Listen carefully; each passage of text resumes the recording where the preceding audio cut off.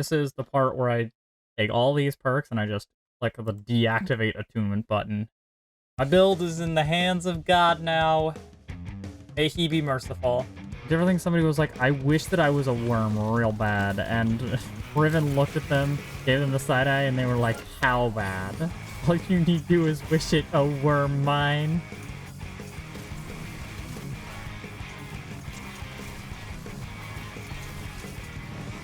Oh, why is that not reloaded? Yeah, that's GG's. Yeah. Because my weapon was reloaded. Oh, I finally got one. That felt good.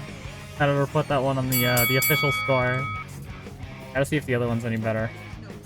Necro Starfire. Necro Starfire. Okay. So I was trying to yap here, but my audio just kind of died, so I'm here to explain in VO. The original setup that I ended up on was Feed the Void and Bleak Watcher with Healing Grenade and Chain Lightning to spam Bleak Watchers everywhere with Starfire Rifts, and then just throw out a giant Chain Lightning once everything was already frozen.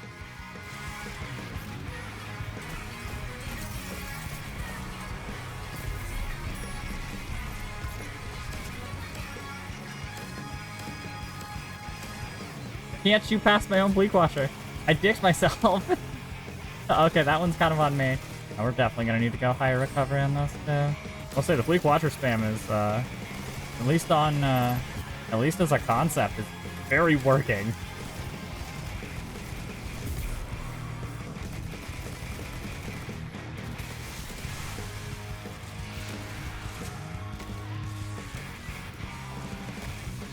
I don't know how much Devour is actually doing for me though, to be honest.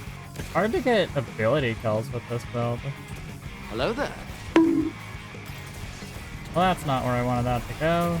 I think maybe I need to pick a more traditional grenade. Well, having said that, I am doing a pretty decent job here at keeping the tower up. That's literally just, yep, machine gun him down.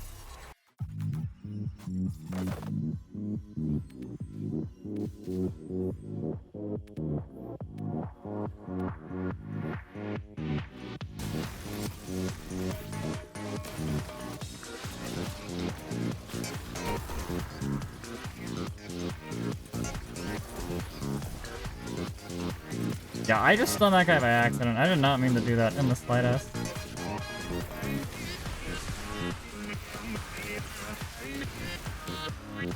Oh! Was that just from, like, the asset that gives me melee energy from light damage?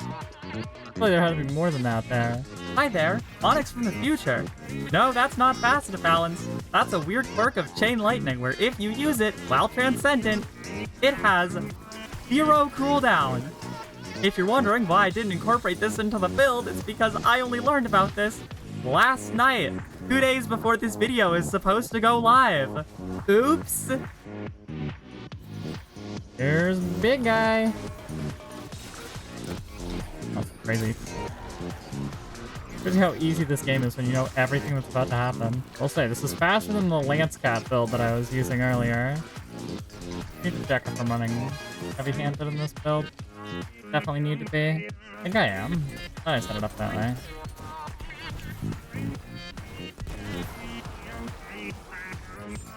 It's 631. I thought I just got nothing for a second. I was about to lose it. I'm like, really? Come on. I think what we do is we go Needles, maybe for more Devour, and then we just go blatant Bleak Watcher spam.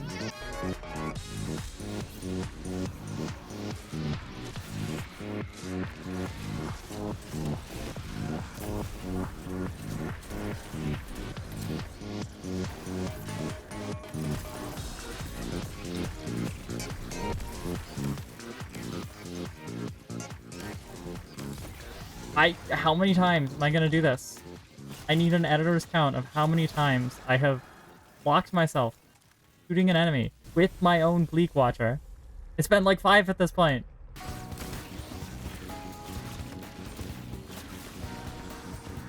To be honest, I don't know where all of his health went.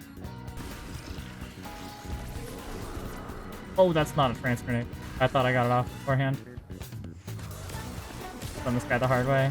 Using a perk on a weapon instead of the actual anti-champion mod itself. Not forget about the augers.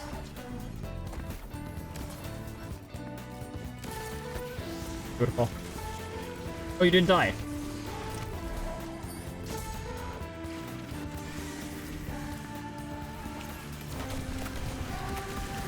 And poison everybody.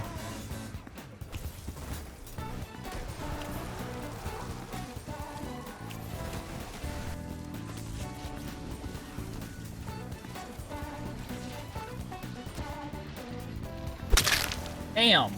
That was dumb. I should have...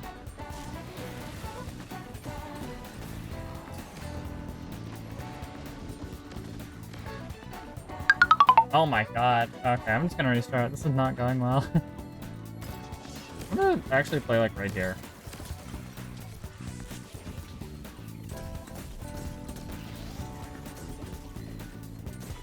Here's what I'm gonna do. Your bro is in jail. I'm not gonna... Oh, there we go.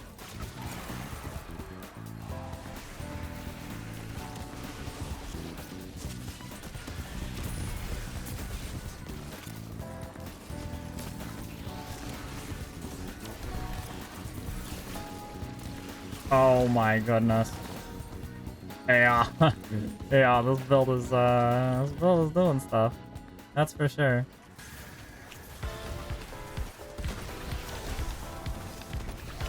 Wow, yeah, when you pop super, everything just explodes. Jeez. You gotta get on the Vorpal train, man, and now everyone's like, Vorpal? Ew. Gross. Bait and switch.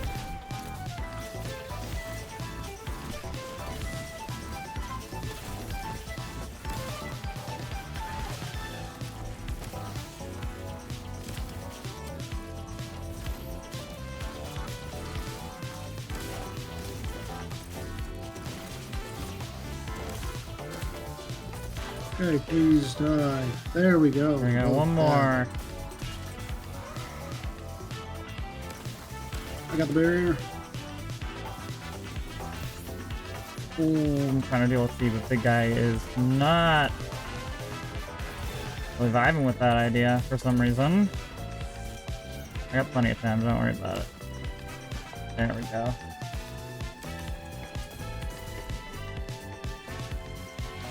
There we go. Bruh.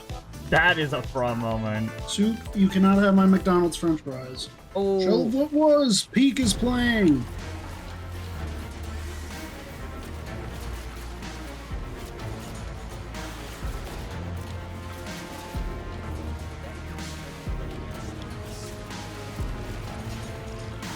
Got it. Yeah, there we go. Hey, necrotic rips. Nice. So for everyone who skipped here, this is the setup I ended up on, which is a getaway artist style build with Bleak Watcher and Feed the Void using needles. Starfire requires Empowering Rip, so obviously scoop that up. The setup started with Healing Grenade because of its low cooldown, but with Chunk Energy Scalers, Storm Grenade gets the same amount of value and is also a Storm Grenade. Finally, Necro makes our super choice. Pretty simple, we're snapping to victory with Song of Flame once again. For our fragments, Hope is going to give us some much needed class ability regen since Starfire does nothing without Empowering Rift. Devotion is going to help us move the needles on Transcendence. Balance is something I found useful because our melee doesn't have a whole lot of other regen going for it. Protection is a good protection tool, though it's not entirely necessary since you're likely to play a little farther back.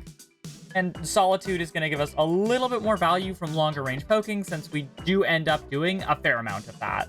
For armor, we ended up on a pretty standard high resil, high strength setup with some notable exceptions for the standard in our mods. In the arms, we're rocking double bowstring detonation for more class ability regen since that's the giant roadblock here. For our legs, we're rocking insulation instead of absolution for even more class ability regen, though I do end up running absolution in a lot of this footage by sheer accident. And finally, in our class item, we're rocking Font of Restoration to keep recovery as high as possible without sacrificing other mods or stats. We're also pairing this with Time Dilation to keep our high uptime as high as possible on our boosted recovery. The artifact here is not terribly interesting. There's not really that many great perks on there. It's mostly just weapon-based stuff. There was potential for arc shenanigans, but we yeeted Chain Lightning pretty early on, so no more arc shenanigans. The build plays a hybrid setup between the Necro and Starfire. If you're not into the flow of bouncing around between those two strategies, here's an idea of how that might go. When you have all of your abilities off cooldown and there's a big enough group of enemies, step 1 is to throw your Bleak Watcher grenade. Everything past this point is all grenade regen, so you want to make sure you use your grenade as soon as possible. You can't get another grenade if you've already got one charged, so just huck it out there. Then, kill something with your needle, and just slay out from inside your rift. As soon as you've got a grenade, huck it out there. You're gonna get it back fast enough that it will not matter how poorly it goes. Now, that strategy only works if you've got all of your cooldowns ready to go, namely your Empowering Rift, but if you don't have your Empowering Rift, Necro is going to be your friend. The main thing to try is poisoning everyone. Needle's gonna be your main tool for this since it's very easy to stick a target from long range. Just make sure you're throwing it on something that's going to die fast enough to actually spread the poison. If you stick it on a champion and then don't kill it, it won't spread the poison. In addition, you're also going to be unraveling everything in sight, and with all of the stuff in the artifact right now, that's really good, because you're probably going to spawn threadlings out of nowhere too. It's also even more incentive to not go up and slap something with your hand if you can help it. The needle spam mode is also something you're going to want to be doing during Trance, because obviously you can't throw Bleak Watchers while you're in Transcendence, so don't disregard this game plan, even if you do have 100% Rift uptime, since if you get the ball rolling, this is the kind of thing where stuff's just going to be dying around you and you have no idea what's going on. Please explain this, what is happening? So now we have to rank this thing on a tier list, and I already know I'm not going below B tier. And to be honest, I don't know if I can go much higher. I did test this build in a few GMs, and it was, you know, doing stuff. It was also Warden of Nothing that week, which is notoriously pretty easy, partially because of enemy infighting, but enemies were still dying to the stuff I was doing. Granted, not necessarily as efficiently as they were in Master Lost sectors, but that's to be expected. Were they dying as fast as they would with something like Getaway Artist or some kind of snap setup? No. But admittedly, that's a pretty high bar to clear, especially with Getaway Artist. That's just on a whole nother level.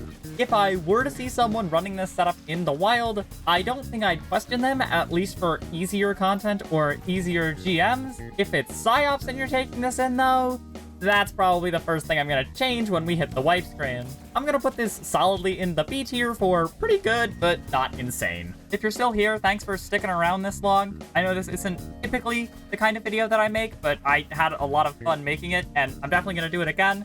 Let me know what you thought of it in the comments. We will be back to a more traditional build style video next week, though if you more enjoy those, don't worry, those are coming back. And if you did enjoy this one, then we will be doing it again, so stick around for that. Alright, I will see you in the next one. Bye for now! Thank you.